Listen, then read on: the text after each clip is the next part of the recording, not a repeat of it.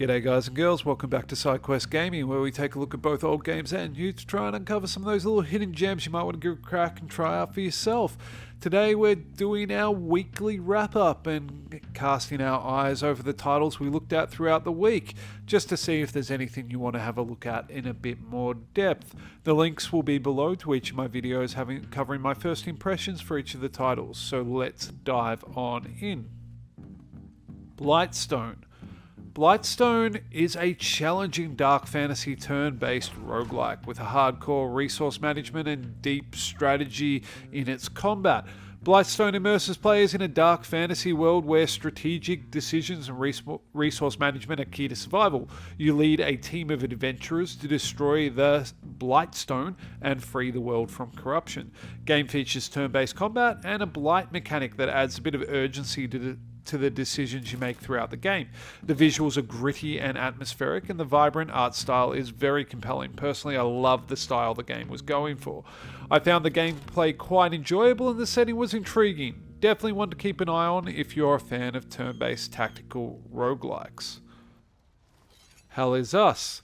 Hell Is Us is an upcoming action-adventure game that looks to explore the intersection of future technology and demonic incursions. It is set in a mysterious, war-torn country, and it has some beautiful visuals.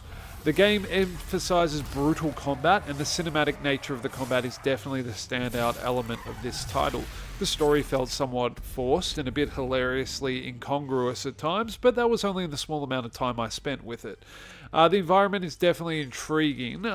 If anyone's ever seen that movie Legion, the demon movie set in a post-apocalyptic gas station, then to me, Hell Is Us invoked a very similar feeling to that movie, just in an action-adventure context. So worth a look at for the setting mostly.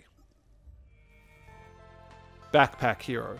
Backpack Hero is a charming inventory management roguelike that deserves a lot more attention. It's set in a whimsical world. Backpack Hero challenges players to organize their inventory strategically to overcome dungeon crawling adventures. The game revolves around the way that you kind of manage your inventory in a grid-based system where item placement and orientation directly affects your combat effectiveness.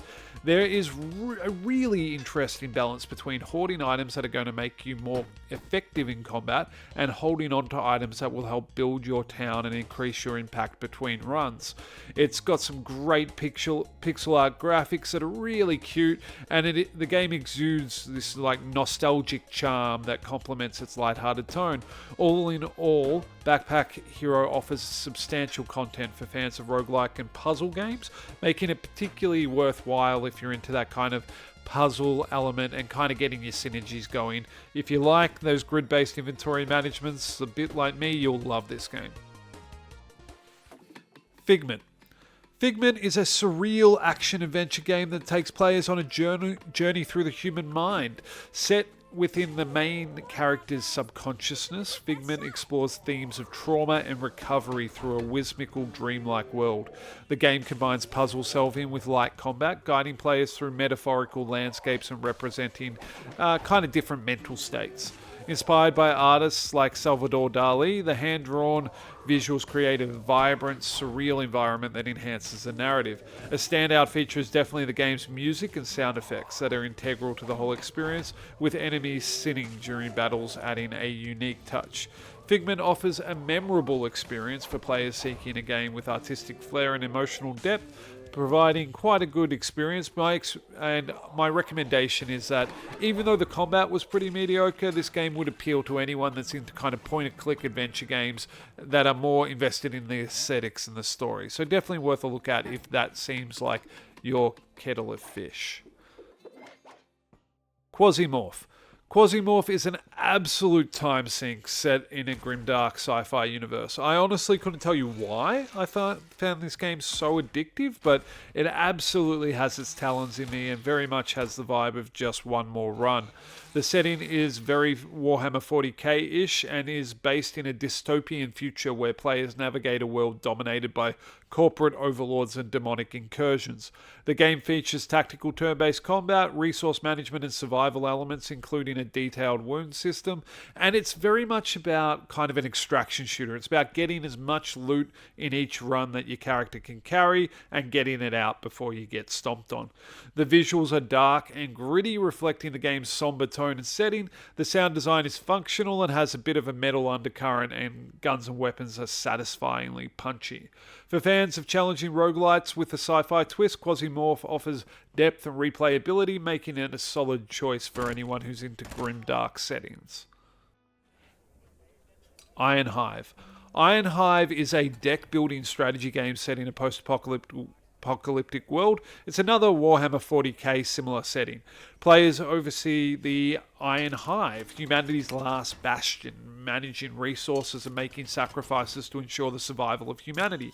Combining deck building with a kind of base building, engine building sort of resource management system, you use citizens as resources to construct buildings and generate necessary supplies to keep your colony going.